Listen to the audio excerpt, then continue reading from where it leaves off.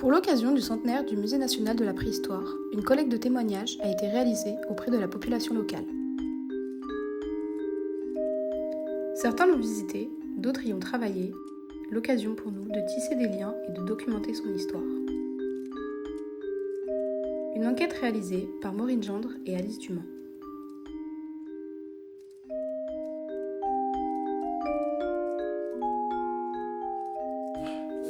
Je me suis intéressé à la préhistoire, je devais avoir 16 ans, donc dans les années 1960.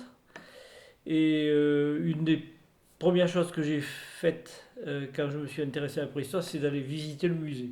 J'y suis allé sans doute au moins une trentaine de fois, si c'est pas plus. Je l'ai fait en tant que visiteuse, et comme j'ai visité pas mal de sites de la préhistoire, pour moi c'est une sorte de continuité, une sorte de complément. C'était vraiment voir ce que l'on pouvait faire dans un musée, quoi. Et je reconnais qu'il mérite bien son nom de musée. J'ai travaillé au musée en 2003, d'abord comme gardien de musée pendant un été, c'était un job estival, et ensuite j'ai fait des études d'archéologie et je suis revenu pour étudier des collections pendant ma thèse dans les années 2005-2010 et je continue encore aujourd'hui à venir voir des collections régulièrement. Donc 2003 c'était juste avant le nouveau musée, donc c'était dans la partie du château. Donc j'ai passé pas mal de temps à regarder notamment tout ce qui était bloc orné ou des choses comme ça, et c'était assez chouette. Et après, petit à petit, les choses c'est un peu différentes puisque il y a du matériel sur lequel j'ai travaillé, du matériel qui est maintenant en vitrine, que j'ai pu étudier, et voilà. Et puis plus récemment, peut-être des collections que moi j'ai pu laisser, qui sont en cours de dépôt au musée, donc c'est encore une autre étape. Alors, mon ancienne profession, en fait, elle a été multiple au musée, puisque j'ai commencé comme vacataire pendant 5 ans. Ensuite, j'ai été responsable du personnel d'accueil et de surveillance pendant 15 ans, puis conservateur tardivement en 2018, quand j'ai passé le concours au tour extérieur. J'ai fait l'inventaire complet de tout ce qu'il y avait dans le musée, donc ça représentait à peu près 40 000 ossements. Et donc j'ai terminé ma carrière comme conservateur, à continuer à faire ce que je faisais un petit peu avant, à savoir gérer les collections de paléontologie, les entrées, les sorties, etc., les chercheurs qui travaillent sur ces collections-là, les collections, les expositions temporaires, enfin bon, les prêts pour exposition à l'extérieur, mais aussi l'organisation d'expositions in situ au musée national. Voilà. Mon premier contact avec le musée, j'étais gamin, c'était peut-être une première visite au musée. Je devais avoir 9 ou 10 ans. Et ça, c'était juste une visite. Ensuite, j'ai rencontré le conservateur de l'époque, monsieur Jean Guichard. Et en 69, j'avais donc 14 ans. En 69, je suis venu fouiller à Logerie Basse, sur la fouille de madame Guichard. Et j'ai fait divers travaux qui avait trait au musée ou à la conservation des gisements. J'allais aider Roger Rousset, par exemple, le père de Stéphane Rousset, qui travaille au musée maintenant. J'allais l'aider à passer du formol sur les coupes de logerie haute pour enlever les mousses, par exemple. La première fois finalement que je suis allé visiter le musée, c'est l'ancien musée national de préhistoire des Aisies. Il n'était pas encore tel qu'il est, vous le connaissez maintenant. C'est dans les années 80, et même à l'époque, j'étais pas encore dans le milieu de l'archéologie. J'avais accompagné une amie qui était étudiante à Montpellier. Imaginez, donc j'avais fait tout un voyage en bus avec tout un groupe d'étudiants. J'accompagnais mon ami à l'époque et j'ai visité les grandes salles du musée telles qu'il s'était présenté encore, avec beaucoup d'ossements, d'une certaine manière un sacré fouillis quand même malgré tout, à l'ancienne. Mais j'avais été quand même marqué par ça, sans être vraiment... j'avais été intrigué, marqué, mais sans être vraiment intéressé pour imaginer même un parcours professionnel dans ce domaine. Alors, les changements au niveau du musée, d'abord l'arrivée de Jean-Jacques Leyemerle a été un changement parce que à l'époque le musée était un petit peu, je dirais, en sommeil, avec finalement assez peu de gens qui venaient étudier du matériel, un peu toujours les mêmes. C'était un petit cénacle autour des conservateurs de l'époque. Il n'y avait pas beaucoup Après, le rôle scientifique du musée était minime à ce moment-là. Quand Jean-Jacques est arrivé, d'abord sa soif d'augmenter la masse des collections conservées au musée était immense, et donc il a vraiment ramené tout ce qu'il a pu comme collection au musée. Donc ça, déjà, augmentant les collections, ça a augmenté le nombre des chercheurs qui venaient travailler au musée. Bien sûr, le grand changement, ça a été ce nouveau musée, l'ouverture de ces nouvelles salles, ce nouveau dispositif. Ça a été encore une fois dans la difficulté, parce que quand l'architecte a eu le dossier en main, a remporté le concours, il n'y avait pas vraiment de projet muséographique derrière. Donc il n'a pas pu s'appuyer sur un projet muséographique pour concevoir son bâtiment. Donc ce qu'il a fait, il a fait 2 grands halls superposés en disant, ben voilà, le nouveau conservateur, quand il arrivera, il aura un projet sans doute de muséographique, et il utilisera ces 2 grands halls à sa guise. Moi je me débrouille pour qu'il y ait de la bonne lumière et puis des espaces agréables à parcourir. Après ces travaux, effectivement, bon, le musée maintenant, il est quand même il a l'accueil du public, je trouve, est peut-être un peu plus pédagogique. Il y a quand même, sincèrement, on sort quand même des musées qui datent du 19e siècle, avec des thématiques comment dire, réfléchies sur la chronologie des sites préhistoriques, sur les outils qui sont peut-être mis en valeur de manière un peu plus didactique. Et puis l'espace, enfin l'architecture est intéressante quand même. C'est un beau musée avec de très belles lumières. J'ai travaillé et j'ai vécu ici quand le musée était encore que le château. Et après, j'ai assisté à l'extension qui a duré et qui faisait pas mal râler la population, car ça s'éternisait, on n'en voyait pas le bout et on ne savait pas ce que ça allait devenir. Après, quand cet agrandissement s'est fait, il y avait les râleurs, c'est qui disaient que notre site était défiguré. Donc voilà, ça a toujours beaucoup fait parler. On ne savait pas trop où on allait quand il y a eu les projets d'architectes, on voyait bien les maquettes, mais on s'en rendait vraiment pas compte et on voyait ça très moderne, ça faisait un peu peur. Mais on s'y fait, maintenant oui, c'est accepté, oui, oui. Les rapports se sont améliorés et on accepte vraiment cette architecture qui est vraiment imbriquée dans la falaise et qui plaît. C'est très moderne d'architecture, ça complète je trouve que ça s'intègre parfaitement bien dans les ESI, et en plus je trouve que c'est présenté de manière plus... Enfin, moi j'étais prof, hein, et en particulier prof d'histoire géo, et donc j'y amenais les élèves, et j'ai apprécié la modernisation de la présentation, quoi. C'est beaucoup plus...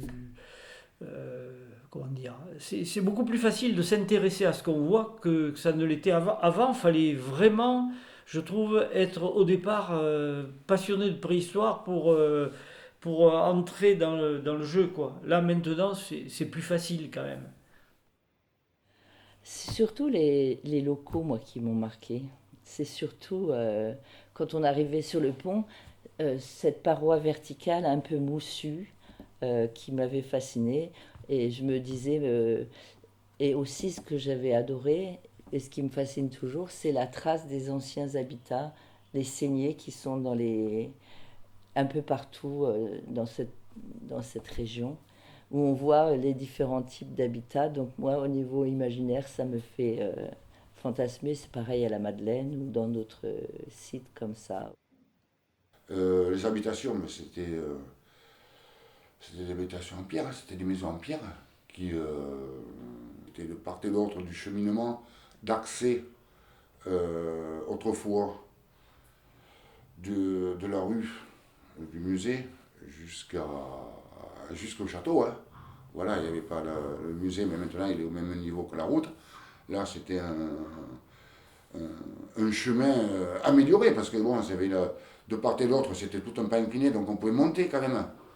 Un ancien musée au niveau de la billetterie, l'ancien musée en voiture, et au milieu, il y avait un escalier. Donc le public soit emprunter le pas incliné pour monter à l'ancien musée, ou éventuellement monter par des marches centrales. Personnellement, finalement, s'il y a quelque chose qui toujours me marque, c'est à l'entrée du musée, il me semble c'est avant l'escalier, c'est les traces de pas de l'Aétolie, donc les traces de pas d'Australopithèque. Donc apparemment, si je me souviens bien, c'est plusieurs petits Australopithèques qui se déplacent, et ces traces de pas ont été moulées sur place au Kenya, si je ne me trompe pas, Kenya ou Éthiopie, et je trouve que passer à côté de ces traces, c'est fascinant. Moi, ça me touche particulièrement parce que je fouille encore moi-même en Éthiopie.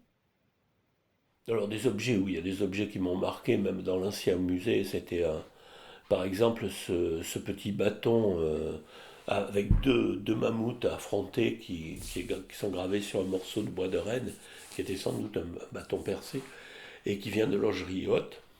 C'est un objet qui m'a toujours intéressé, toujours passionné.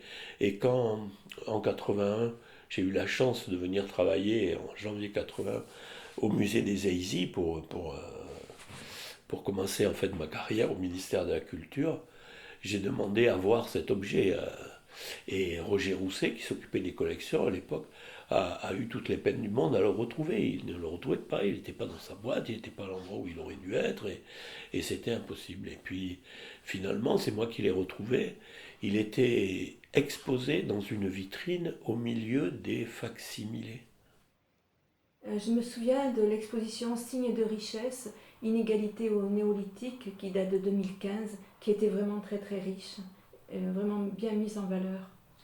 Bien, c'était tous ces objets retrouvés qui avaient cette fraîcheur, comme s'ils avaient été posés là la veille, et cette diversité aussi. Et oui, c'est ça qui m'avait marqué.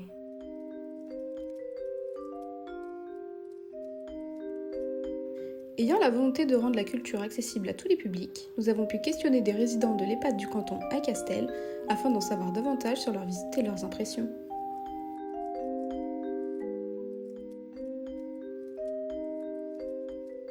Moi, je ne suis pas très passionnée par la préhistoire, mais ça m'a plu. Et puis, les personnages, oui, reproduits, les objets aussi, surtout les habits déjà décorés et tout. Et puis quand même, si le renne, c'est beau. Et le mammouth, d'accord, le renne, c'est beau, c'est bois, là. Et puis l'ours, puis voilà. Et puis le reste, après, c'est supervisé, quand même. Il faut réviser un peu, c'est bien. Oui, c'est plus qu'un musée. Parce qu'un musée, c'est visuel, ce n'est pas que visuel. C'est impressionnant. Puis on est tous de cultures très différentes. Et donc on n'a pas les mêmes centres d'intérêt, même si on voit la même chose. On ne le voit pas de la même façon. Et je crois que ça c'est important. Dans tout ce qu'on a vu, chaque fois qu'il y a l'intervention de l'homme. Sinon c'est la nature, mais la nature c'est vrai qu'un animal c'est un animal. Oui, contre la falaise, ouais. Très bon. Ça c'est super. Très super. Oui, ça c'est étonnant. C'est super bien fait. L'étonnant de ce musée, c'est que il est captivant sur le plan de la structure, de l'architecture, de la présentation intérieure. Tout ça est très bien fait, c'est très... C'est bien fait, oui. Oui. Et parfois, le musée laisse place à des anecdotes surprenantes. Françoise Gaucher, ancienne vacataire, travaillant aujourd'hui à l'office de tourisme des Eisy, nous raconte l'une d'entre elles.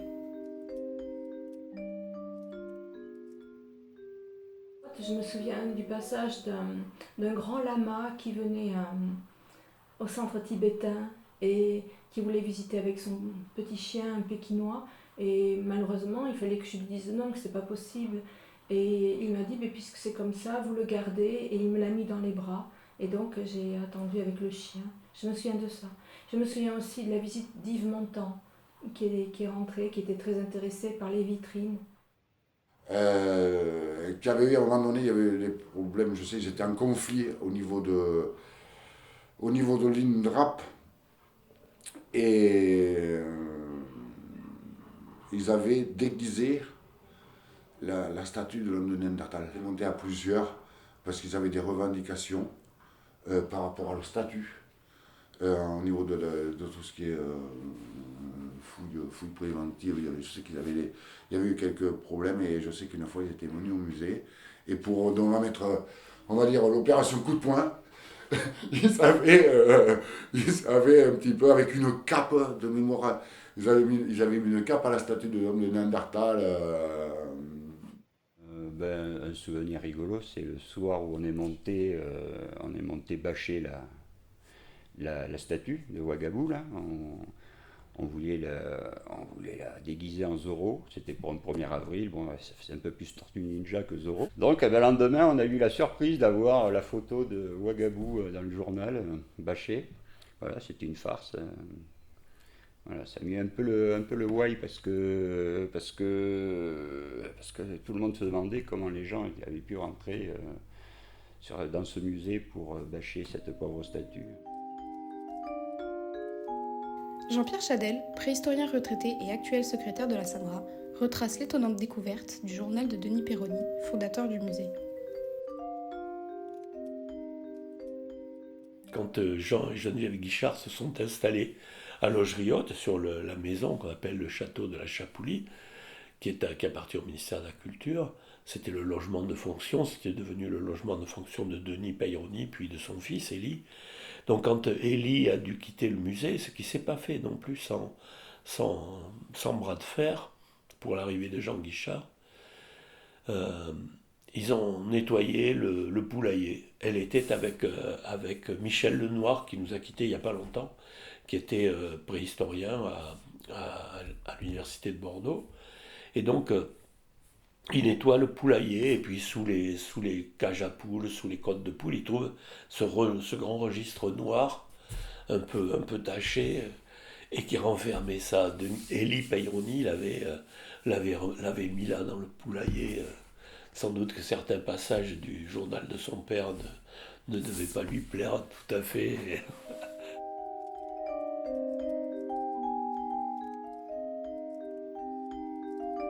Stéphane Rousset, dont le père, Roger Rousset, a lui aussi travaillé au musée, est presque né dans les murs. Il nous raconte son parcours.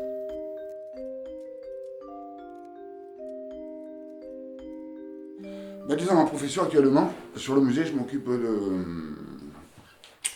de tout ce qui est équipement technique et bâtiment. Voilà, j'ai pris goût, je suis dedans, j'adore mon métier.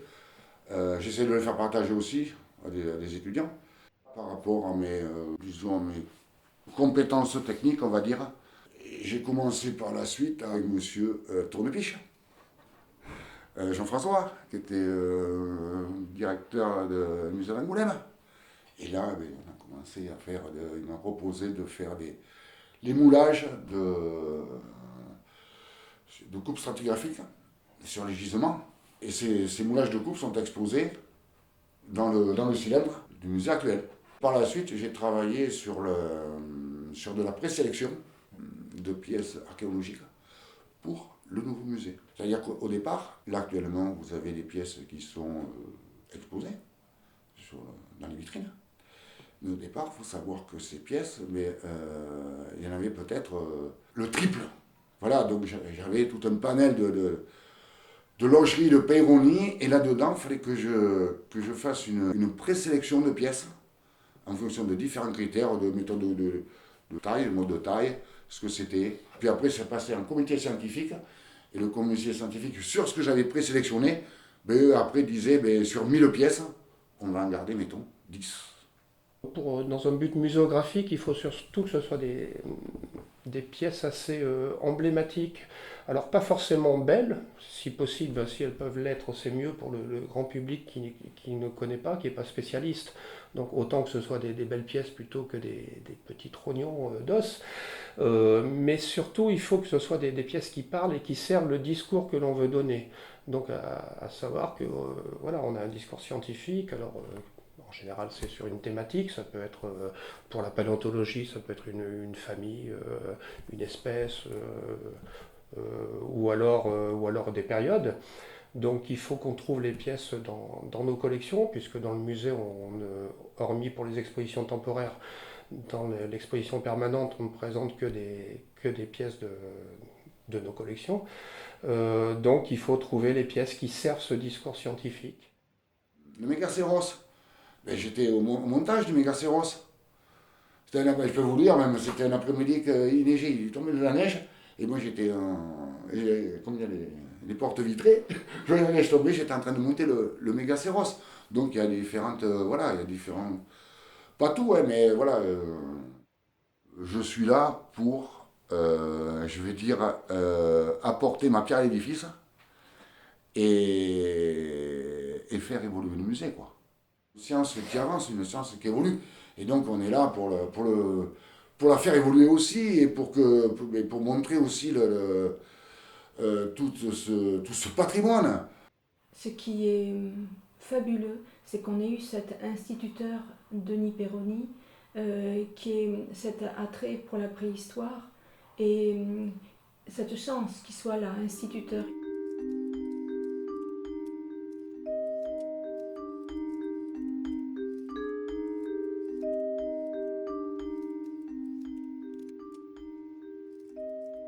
Alors, mon premier contact a été dans le restaurant avec Jean-Jacques Leyemer et son équipe de fouilles des gens blancs qui mangeaient chez ma maman au resto et je les ai rencontrés comme ça. Voilà, et l'armée arrivant, il m'a proposé de faire une objection de conscience au musée et puis c'est parti comme ça. C'était en 86 ou 7, ouais. Et je suis le premier objecteur de conscience au musée. Le poste avait été créé pour moi, par Jean-Jacques. Voilà. Et il y en a eu, après je crois qu'il y en a eu 3 autres après moi, avant la fin de l'objection, puisque l'armée n'était plus obligatoire. Donc, moi je travaillais sur les collections, on rentrait les collections, il fallait les inventorier. Donc je travaillais beaucoup avec Roger Rousset, voilà, qui était mon mentor quelque part. Bon, à l'époque, maintenant ça n'existe plus. On avait des objecteurs de conscience à l'époque. Et quand il fallait sortir une pièce dans le musée, et quand papa disait il va falloir sortir telle pièce dans le musée, il y avait du public bien sûr dans le musée. Et quand les objecteurs comme ça se mettaient de part et d'autre de papa, et papa avait sa blouse blanche, et c'était les gardes du corps. Et on partait comme ça en troupe, on partait dans le château pour sortir une pièce. Et papa avait la clé, attention, et après, il tolérait à ce que je prenne les clés. Je te confie les clés, il me disait. Ne les perds pas surtout. Hein. Et il fallait que je les perdais pas, il fallait que la vitrine soit bien refermée, c'est normal. Mais bon, moi j'étais jeune, hein, j'avais 23 ans, quelque chose comme ça. Quoi.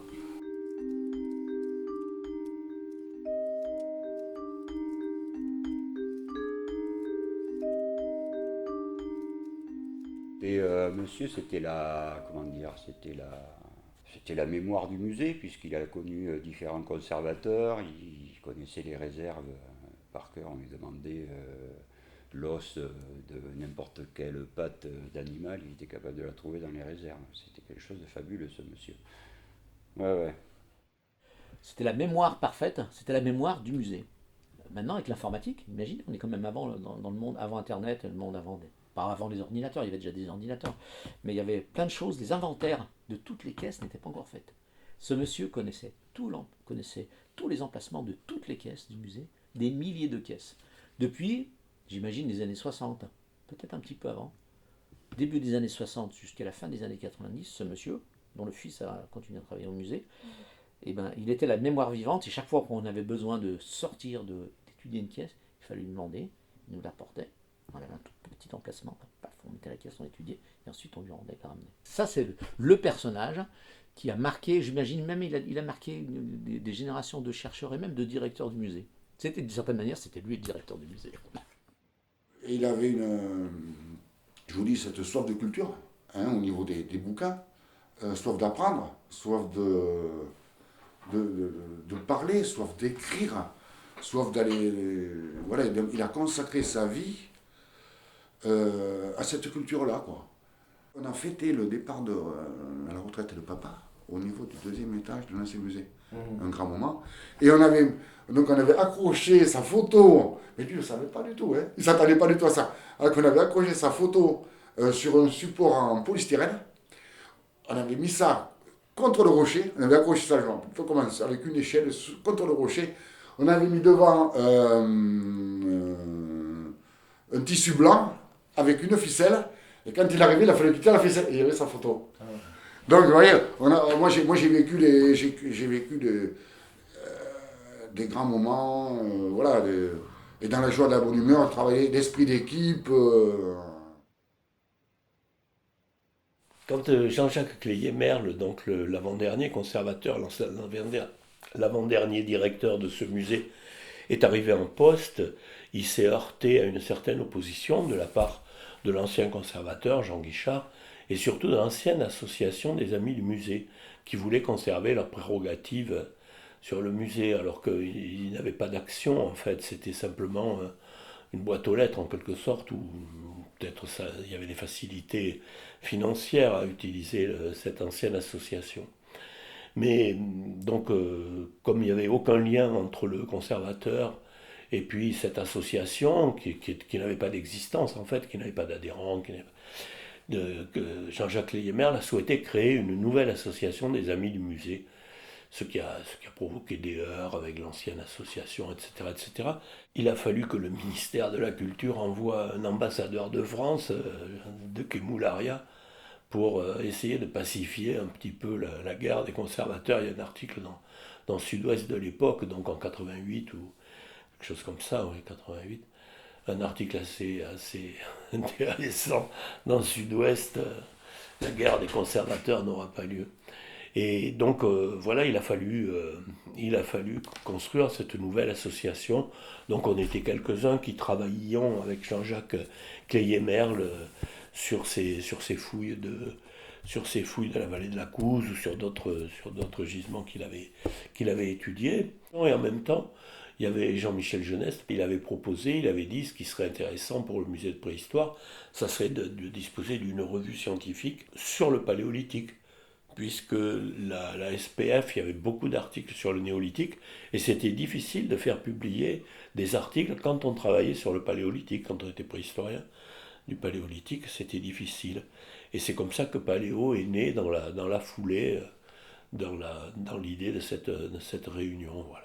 L'arrivée de la nouvelle conservatrice, ça a été vraiment un gros déclic par rapport aux précédents conservateurs et aux précédentes équipes qui travaillaient ici. Là, vraiment, on sent qu'il y a un renouveau, un dynamisme, un intérêt pour l'établissement et ses collections, et puis surtout, comment dirais-je, une volonté de bien faire, d'enthousiasme qui manquait à force. Voilà, il faut le susciter, ça, hein, c'est ça les gens qui savent, comment dirais-je, encadrer une équipe, la dynamiser, et voilà, ça c'est les qualités de Nathalie, quoi. Nous remercions chaleureusement Aude Chevalier et l'ensemble de l'équipe du Musée national de préhistoire pour leur aide.